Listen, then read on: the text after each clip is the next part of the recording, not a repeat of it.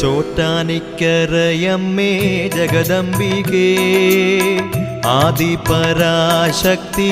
കൈതൊഴുന്നേ ആധിയും വ്യാധിയും തീർത്തിടേണേ ആയുരാരോഗ്യങ്ങൾ തന്നിടേണേ ചോറ്റാനിക്കരയമ്മേ ജഗദംബികേ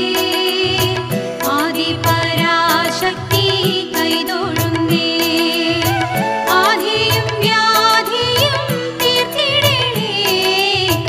ആയുരാരോഗ്യങ്ങൾ തന്നിടേണേ